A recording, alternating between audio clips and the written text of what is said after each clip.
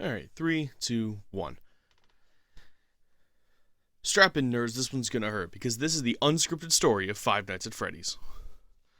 So, like, a million years ago, over on the planet Abon, there's this god, he calls himself Beelzebub, and he makes a decree unto his followers.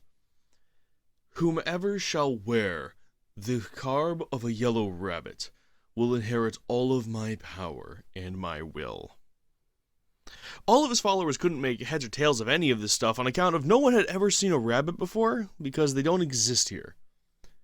So this decree, issued across all of reality, lands on deaf ears. Cuts like 1970 something. So yeah, we're skipping long way into the future. There's this dude. His name is William Afton, and he meets this guy, Henry. We don't know his last name. He doesn't get one. No. His name is Henry Whitman. There we go. His name is Henry Whitman. If that's an actual person, I apologize, but I also don't care. So Henry and William get together, and they make the greatest idea of all time. It's never been done before. They're going to make a pizzeria. It's going to have some robots in it. Brand new concept. I know, right? No one's ever thought of this before, so they do it. They build this amazing restaurant. Everyone just sort of looks at it and is like, wow, that's so cool. I wonder why no one's ever done this before. But to make sure that they were so incredibly different and that no one could ever possibly follow them, they're animatronic robots. First, they look like animals. Neat, super neat concept, I know. Totally original. But on top of that, Disney doesn't exist in this world and they cannot sue them out the ass. So they keep going. They make another one. The first one is a bear. It's gold, because they don't want it to look like a normal bear. Bears scare children. So they make it a golden bear. They give him a bow tie and a top hat. It looks amazing. Then they make a second one. A golden rabbit. And this golden rabbit, there's not much really about him. Honestly, he's sort of just there. Usually it's driven by a dude named Kevin in the back room. Kevin does an amazing job. The kids do enjoy it, but they just love the bear so much more. They want to get up there. They want to hug the bear. One of the kids even manages to get up and kisses this bear right on the lips with the help of all of his friends. Unfortunately, the bear is extraordinarily scared of this concept and excites himself and accidentally bites the kid's head, killing him instantly. Or at least that's what they thought. The kid slips into a 30-minute coma before dying completely on the ambulance ride to the hospital. But during that fleeting moment of this child desperately clinging to life, he sees visions of the future, of just how bad this series can wind up being sometimes, and also how cool it can be, because the sound design is always on point. But he sees visions of this giant golden bear that he tried to kiss. He realizes, God, it was ugly as hell. And he tries to kill him all throughout the night in a bedroom. It's not even his bedroom. He doesn't even know where the hell it is. And every once in a while, he has to deal with this tiny little yellow rabbit for whatever reason. Nobody's quite sure what that's going on about. And then Halloween shows up. Like, the entire season of Halloween appears. There's this puppet thing that didn't exist. There's a puppet. The chicken that didn't exist before exists now, and it's also on fire. We're not sure what that's going on about. The rabbit's on fire too, but it's purple. So he's really confused, and his bed is infested with just little bear cubs. And his closet has just a fox in it. So all of this stuff is really bizarre, but he doesn't have to worry about it very long because now he's dead. Good job. Everybody give him a round of applause. He's dead. We can go home. Except no, we can't. We can't go home because we're still going. So the events of 1983, which is exactly when this actually happens, it took him a few years to build up the popularity for everyone to go, wow, this is amazing. I need to bring my child here from Utah. If you can understand the reference there, I give you a round of applause, but I really don't care. Long story short, kid gets bit, the whole restaurant realizes, bad idea, and they close everything down. And because the robots were just too expensive to maintain, they decide to scrap the robot bits and just turn them into suits, but they're too lazy to take the robot bits out. So they kind of just squeeze them to the side of everything and hold it on with some really crappy zip ties. And for the most part, this works. It works for years and years and years and years. Until 1980 something, or 90, I don't know, who cares? Long story short, one of our two little main characters, William Afton, again, realizes, watching that kid die? Kind of cool. I should do that again. So he goes to another restaurant, one that's not owned by him, but rather a competitor who's trying to rip him off. So just to send a bit of a warning message for the next time he manages to get this whole operation off the ground, he rocks up to that restaurant, middle of the night, it's raining, it's spooky, and there's this kid out there. Nobody cares who this kid is. They're not lore relevant in any way, shape, or form. This is a blatant lie, but I'm ignoring it anyway because I like my story better. So he goes out there, pulls out a karambit, holding it backwards, doing all CSGO style. Gets up behind this kid, stabs him. They're dead. Unfortunately, this was witnessed by a just full-on god who sees everything. Say hi to the player, everybody. They're doing a great job up there. They now begin to wonder, what the hell was that? Unfortunately, they won't get answers for a few years. But the guy hops back into his car, puts his knife away, and drives off into the sunset. Good job, driving home, going all kinds of crazy. Decides to start drinking. Drink more. Whew, that's gonna have one hell of a ride. He veers off the side of the road, tries to go to this other restaurant, having successfully stabbed a child. And he's told, "Sir, you are drunk. Go home. No children for you." Blast. So he hops back in his car, continues driving drunk until he gets back to his house, where he finds his son staring at a TV. He tells him that his other son's having a rough day and they shouldn't be bothering him. So he does exactly that. He goes to go bother his son. Beating on the door, doesn't answer. Beating on the door, doesn't answer. I bet he's outside. So he runs around to the back door, looks into the ground. Oh man, footprints. I bet he went there. We don't know where there is. Anyway, so after this incredible turn of events, I gotta think, where were we? Oh yeah, stabbing children. So a bunch of years pass and no charges are brought on him because he was so stealthy with it, and because he did it in the rain, there was no evidence of him stabbing it. Also, there was a mangled robot on top, so they blamed the robot. So that's how we get the puppet, by the way. I'm not explaining how that works because I don't know and I don't care enough to find out. Anyway, continuing on with our little tirade. 1987. They've managed to pull to him being William Afton and Henry Whitman have managed to come together, and they've made a new restaurant. Unfortunately, they lost the rights to the previous dudes. This is not going to stop them from using them anyway, because the law does not exist. They have bought out the local circuit judges. So they now have access to their animatronics, plus these new ones that they made. Remember I was talking about seeing into the future? Yep, that little kid was right. They got 4 new dudes. They got Freddy Fazbear. He's a bear. Bonnie the bunny, the purple rabbit, or maybe blue, depends on which side of the fence you're on. Chica the chicken, she's fat. And Foxy the pirate, he's broken. Always broken, never fixed him. They built him wrong. And they just never got around to putting him back together. But with all that having been said, they managed to open this place up. They run it. It's going amazing. Then William thinks to himself, man, killing that kid was pretty nice. Bet it'd be even better if I got even more.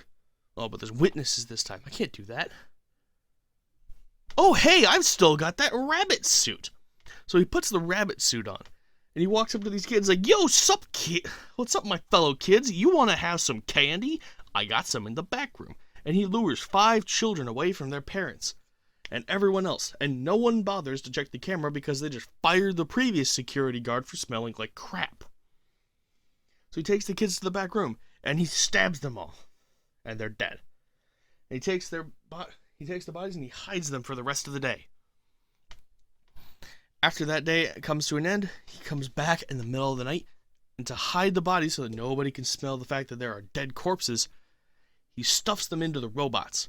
The first child goes into Freddy. The second one into Bonnie. Third one into Chica. Fourth one into Foxy. And he looks at the fifth one and is like, shit, what the hell am I going to do with you? Oh, wait, I know. I have the other bear. So he goes over, he finds the golden bear, Fred Bear, whatever we're calling him nowadays. We get Steve from accounting over here. We take this last child and we shove him down into the bear. And congratulations, you've hidden the corpses, unwittingly bringing all 5 robots to life, except the golden one. He's kind of like half dead, half alive. Took too long to find the robot. And he goes on his way, and nothing happens. Absolutely nothing happens for the next bunch of years. Until someone realizes, these things smell like absolute garbage. Also, at some point, they killed one of the other security guards in broad daylight. Nobody was around to witness it because it was a Sunday. Anyway, continuing on with our little tirade, I'm going to say that way too much. But hey, at least I haven't complained that the room is too hot. Fuck, I just did. Anyway. Let me think. Where were we? Oh yeah, 5 dead kids and the killed security guard. So, the place gets shut down upon realization that, these are some corpses in these robots. How did we not find this for years on end? Anyway, skip to 93, we'll say. Everything has gone completely down the crapper. Nobody got fired. Nobody did anything. Remember, they paid off the judges. Nobody cares. So Henry and William come together. He's like, you know what? Even though the last 2 ventures have ended in complete and utter disaster, I think we got it this time. I got the mind of a true entrepreneur. So they make another robot restaurant. This is the 3rd one that they're working on at this point. And at this 3rd one, they realize, you know what? Maybe we shouldn't make these things quite so creepy. So they make them out of plastic. They make them look like giant robot dolls. They actually look pretty decent. People have this weird thing for the chicken, though. It's kind of starting to scare Henry. So he backs off the design for the rest of them. Make Freddy a little extra fat. Make Bonnie extremely ambiguous as to what gender it's supposed to be. And just give up on Foxy completely and let the kids run rampant with the parts. I mean, what could possibly go wrong with that one, right? So that all goes down. Nothing else is going wrong. Everything's going pretty smooth. It's been 5 years since everything went to hell. And then William Afton decides, you know what? Killing those children was a lot of fun. I should do it again. And he does. He kills 5 more children. And they just bite it. Except he's a little bit more sloppy this time and kind of gets a little bit noticed. But he does manage to take out the witnesses. All 5 of the other children. So now we're up to 17 dead children. So we have 17 dead kids and a paid off police officer. Or judge, whatever. Both, fuck it. He paid off the whole police force. Everyone's paid off. Nobody in Stevenson County cares whatsoever about what's happening at these pizza restaurants because they've already made all their money out of it. All of that having happened, you can't hide it forever, and the place does get shut down due to the rampant bloodstains and the fact that the pizza sauce does kind of taste like piss. So yeah, Jeremy also gets fired for peeing in the sauce. Do not ask what the cheese was made out of. We'll call it a company secret. Regardless, the place gets shut down. However, William just can't let this one go. Henry has decided to finally just wash his hands of all this whole situation, and he leaves. He goes off and he says, I'm going to go make something completely different this time. We'll come back to him in, 12 minutes maybe? We'll see how long it takes. Probably longer. Apologies for the noise. I'm not editing any words. Holy crap. I'm not editing any of this down. This is just going to be one long raw take. The only editing that will be done will be to remove some of the background noise. Yeah, I'm keeping even my breath. You're going to have to just sort of deal with it. Anyway.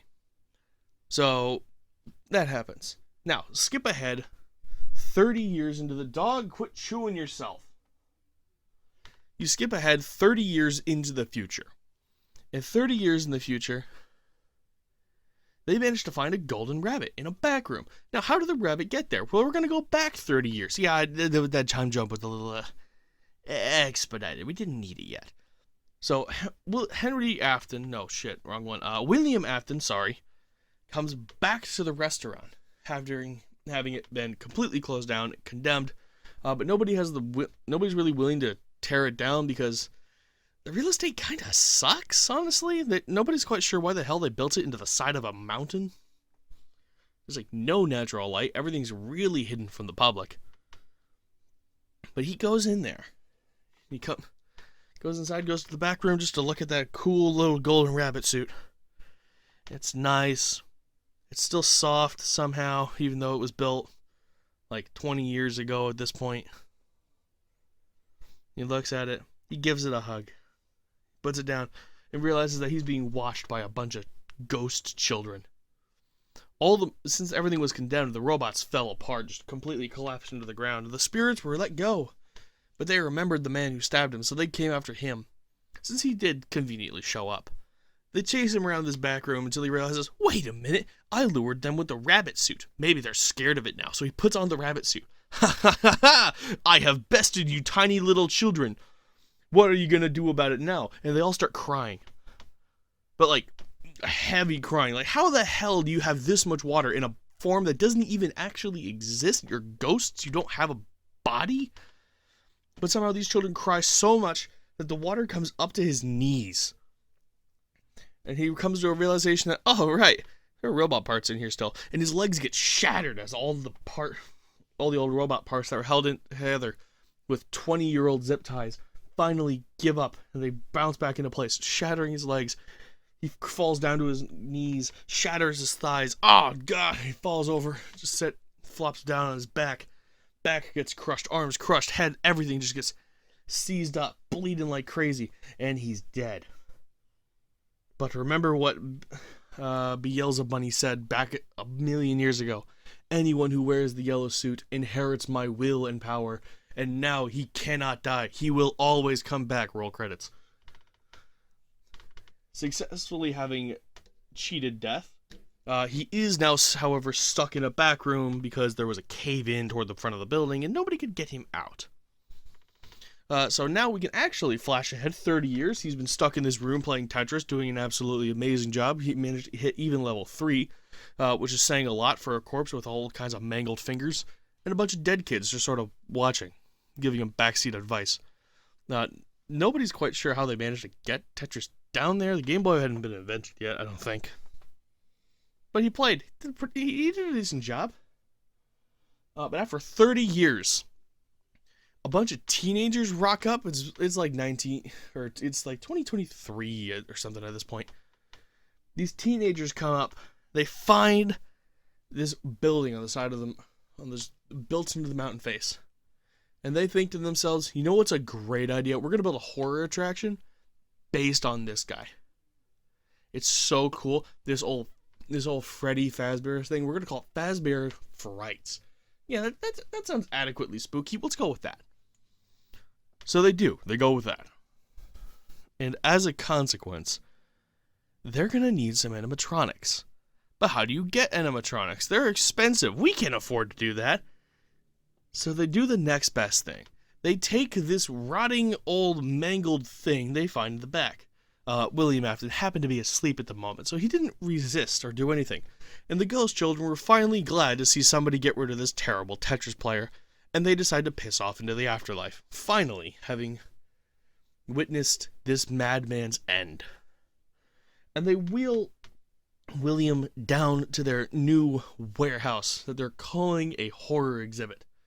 And they hire this nerd in from high school. He shows up. He's not going to be able to do much. But hey, we need somebody to play the part of a security guard. And he does a decent job at it. The guy, William, wakes up realizing that he's in a weird spot. Everything is green for whatever reason. And he wanders around hearing the voices of children thinking, oh crap, they stole my Game Boy. Because he can't find it anymore. It's missing. So he's running rampant throughout this building. Except it turns out the man that he had, the man who was actually watching him, that high school student, wasn't actually a high school student. It was his son in disguise. We're going to call him Mike. Say hi to Michael, everybody. So Michael is just watching his dad run around like a deranged headless rabbit, just completely losing his mind. And Michael hears the voice of his sister. Yeah, you remember that nameless child who died in a back alley? Yeah, she was important. And she tells him, you know what would be really funny? Let's burn this place to the ground and just watch. So they do. They go out there, they get all the gasoline they can, they drench this place. William Afton even helps, thinking it's water since he lost his sense of smell. They go around, they completely drench this place, and he tells his dad to stand back and say, alright, hey, I gotta get a smoke. So Mike pulls out a cigarette, a light, and his like little, what are they called, jet lighters or something like that? I can't remember. They got a special name, but I don't know what it is. Or, I can't remember, rather. Pulls out his lighter, sets it off. I'm sorry, Father. Throws the lighter at the ground. The whole place just fucking explodes. They say it burned to the ground, but it really didn't. This whole place just blew up.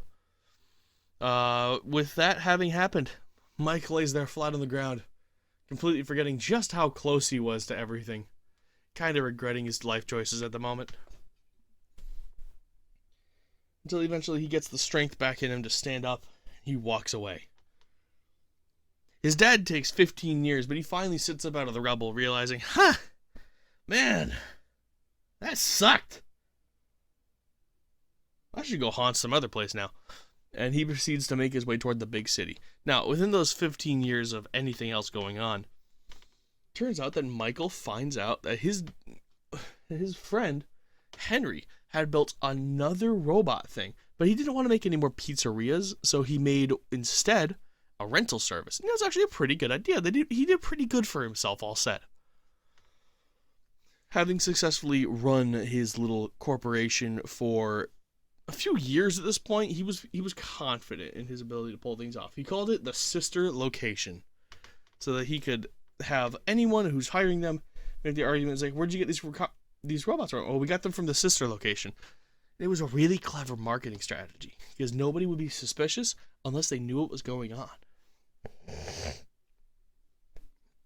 Oh, jeez, nose is all plugged up.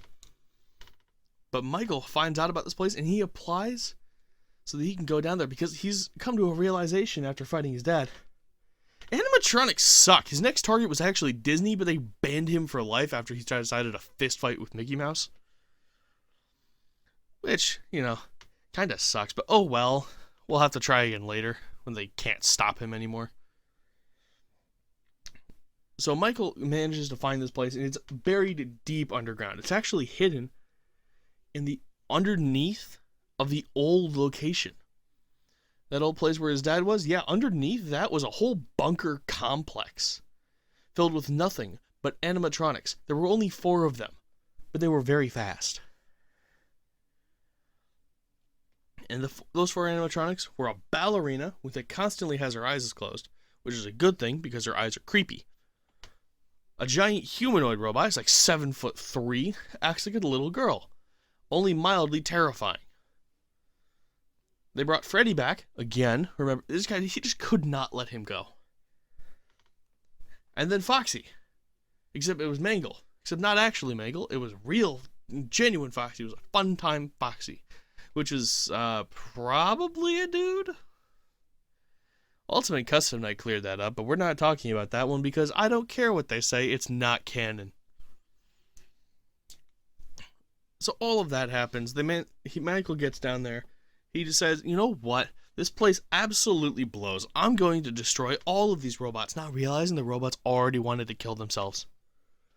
So each of the robots, progressively, one by one, manages to sneak themselves into this room in the back called the scooping room. And in that secret scooping room, they each all manage to rip out their insides, and they just fall to the ground as a husk. Until eventually Michael finds his way there. He finds it, and he's like, haha, I have bested all of you. And he sits in the chair thinking it's a throne. Then the lights come on, and he realizes, oh no, this is the scooping room. Then he gets all of his insides pulled out. They don't explain how this works, but it does. And all of these animatronics, they look at this situation, and they think to themselves, man, being a pile of twisted spaghetti kind of sucks. Let's get in that thing. So they all climb into this empty husk, and now they're a person. And they go by Rick Astley, and they make like the most dumb song possible. Takes over the internet. They're doing really well financially. But it only goes on for a few years until eventually it all just sort of becomes a joke. So they also start making their way toward the big city.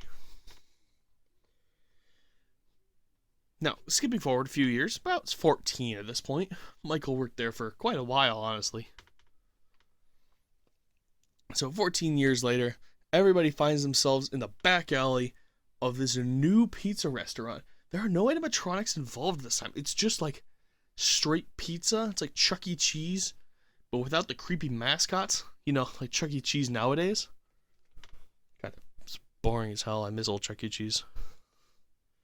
Either way, everybody gets together at this location and they sort of sit in the back alley playing poker because it's about the only thing they can all really remember how to do at this point. It's been a long time.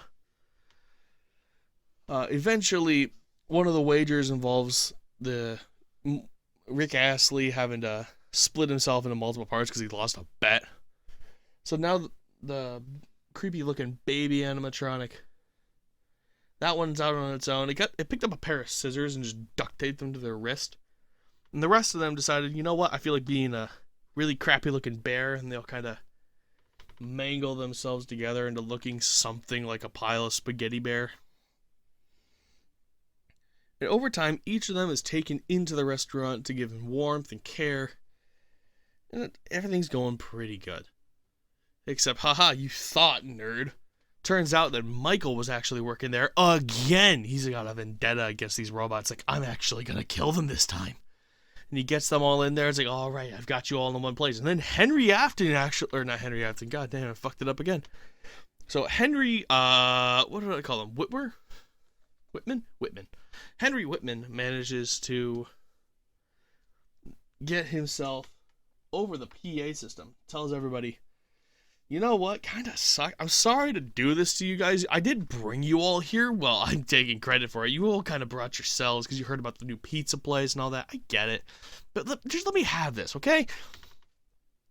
Now, each and every one of you came about because somebody else died. Who died? Who cares? There's so many dead people in this series. Nobody keeps track of who's who anymore. Either way. What was I saying? Oh, right. So, yeah, I'm going to burn this whole place to the ground. Everybody's going to stay in here. It's all locked in. I'm something. You're right where you want to be. End this something. End communication. And there's a big beep, and the whole place bursts into flames, and everyone dies. Like, actually dies this time. Except the rabbit, because he always comes back. Roll credits. And Henry looks at this situation and goes, God damn it, I tried this twice already. Why the fuck is it not working? You know what? Let's do it again. So he goes out and he builds himself an even bigger restaurant. He turns it into this whole, like, mall. It's incredible. He calls it the pizzaplex. And he brings back all of the old kids. So we got Freddy back. We got Chica back. Foxy's dead. Foxy got replaced by a wolf. What was her name? Yeah, that should tell you about how important she was. And the last one is that Bonnie got straight up murdered and replaced by an alligator. Like, unironically. So that's our new cast, and they're in this new place, and a child, we named him, what was his name? Gregory. He manages to sneak his way inside of Freddy. Don't ask why Freddy has a hole in his chest. They claim it's for presents and birthday cake, but they said the same thing about Baby, and she killed somebody. Anywho, yeah, would you look at that? I was kind of right. So, as it turns out, all of these dudes get back together again. And Gregory hops inside of Freddy. And he pilots Freddy around like a mech, doing all these crazy sort of fist fights as a joke. Freddy can't do garbage. So Gregory constantly gets out of Freddy, pulls a gun out, and just starts shooting everybody in the face. When he runs out of bullets, he takes pictures of them because everybody's afraid of the paparazzi. Having all of that been done, he's been going around this place, he realizes, that's a pretty big hole in the ground. Wouldn't you say, Freddy, who's now an amalgamation of all your previous companions because I killed them and because I kind of needed their body parts to make you even stronger? Why, yes, that is a hole in the ground, Gregory. But be careful. I don't know what is down there. It gives me this eerie feeling. So Gregory hops back into Freddy, and they follow him in. They drive him directly into the basement. Now, the actual security guard for this place is named Vanessa. And every time she puts on this stupid rabbit costume, not a golden one, just a white one, she turns into this weird knife-wielding psycho who does a really bad job at killing people. But one thing she does manage to pull off. She manages to pull off bringing the stupid rabbit man back to life again. She doesn't actually bring him to life. They just sort of gives him a taser to the back of the neck, which wakes him up. And he stands up and he realizes, oh man, this was fun. Well, now what do I do? And he just immediately dies. Something about the Freddy also not dying. Not the new one that Gregory's been driving around like a mech. The old one that's made out of spaghetti. Yeah, apparently that one survived too. And so did the puppet. We don't talk about the puppet. And I'm not bringing him up. But all of this goes down. There's like 17 different endings. I don't keep track of any of them. And eventually this other girl shows up. I don't remember what her name is. And nobody cares either. She goes down into the basement. And she gets stuck in the cyber world or something. It's a little interesting. There's a couple of side games that go on. I don't care about the side games, so I'm not talking about them. And as I said before, Ultimate Custom Night does not exist and is not canon. But in the end, Michael is dead. The 17 dead children are dead. 18 actually, I forgot about baby. The 18 dead children are dead. William is dead, kind of, for now. That is, of course, until Beelzebub decides to wake him up again. Henry is MIA. He kind of built this place, but then he dipped. Realized it was a stupid plan and gave up. All that being said, I am glad you watched. I don't know what the graphics look like for this yet. I don't know if I even bothered giving them any proper graphics in the first place. But if I did, that's amazing. If I didn't, oh well, sucks to suck. But thank you for watching. This has been the unscripted story of Five Nights at Freddy's. Don't take any of this as canon. This is just a joke. I'll catch you around.